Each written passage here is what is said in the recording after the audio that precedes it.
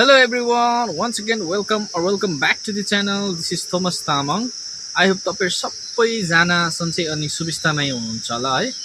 र आज धेरै दिनको बादमा फेरि पनि तपाईहरुको अगाडि है एउटा नयाँ ब्लगलाई लिएर आइरहेको छु है। सो आज फेरि पनि है म एउटा नयाँ प्लान्ट अनबक्सिङ गर्न गइरहेको छु।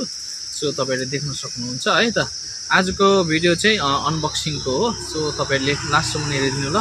कुन चाहिँ प्लान्ट रहेको छ है हजुरहरुलाई म खोलेर देखाउने छु। अनि सो यो प्लान्ट तपाईहरुलाई के कस्तो लाग्छ तपाईहरुले पनि कमेन्ट गरेर बताउन सक्नुहुन्छ है त।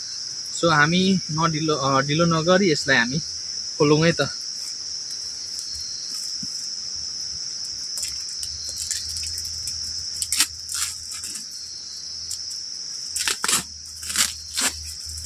आज चाहिँ म यसरी र्यान्डमली खोलेर देखाउँछु है तपाईहरुलाई।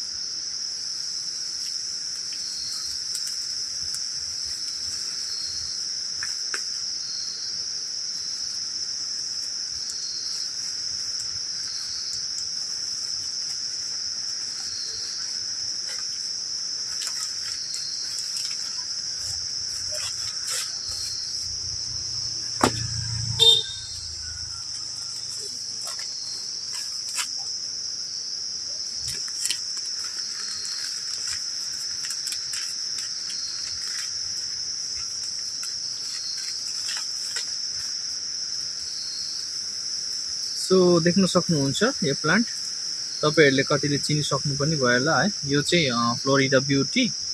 यो चाहिँ मैले अस्ति मगाएको थिएँ। सो आज धेरै दिनको बादमा आइपुगेको छ। कन्डिसन हेर्दाखेरि ठिकै नै लाग्दैछ है। सो देख्न सक्नुहुन्छ तपाईहरुले है मैले चाहिँ यही प्लान्ट मगाएको थिएँ है। तपाईहरुलाई के कस्तो लाग्छ है त गाइस तपाईहरुले कमेन्ट गरेर बताउन सक्नुहुन्छ है। सो यसको रुट हामी हेर्छौं है यसलाई खोलिदिन।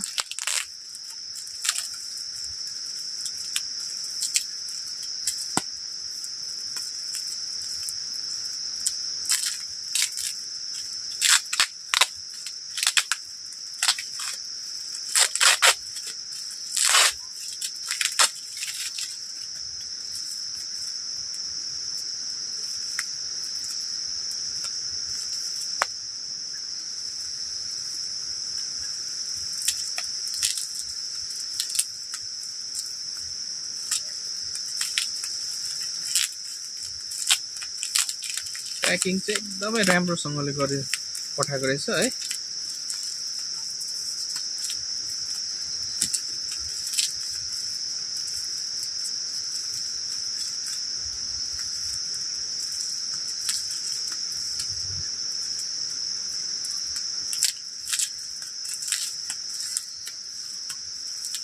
तपाईहरुलाई पनि है कतिलाई प्लान्टहरु मगाउने इच्छा हुन्छ है। सो तपाईहरुले मगाउन चाहनुहुन्छ भने है मलाई सोझै कन्ट्याक्ट गरेर सोध्न सक्नुहुन्छ है। म तपाईहरुलाई बताइदिने छु है। किनभने आजकल है धेरै नै अनलाइन यस्तो बिजनेस गर्ने हुन्छ है। कतिलाई यसरी अब फ्रड पनि गरेको हामी सुन्छौं हैन। सो तपाईहरुले मलाई सोध्न सक्नुहुन्छ कसकोबाट कहाँबाट मगाउन सकिन्छ भनेर है। सो म तपाईहरुलाई बताइदिन्छु है त।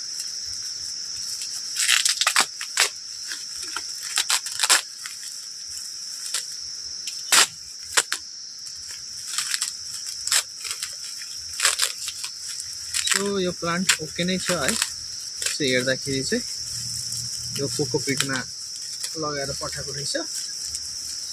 अलिकति डर चाहिँ भइरहेको थियो किनभने अस्ति नै पठाएको नि त हो।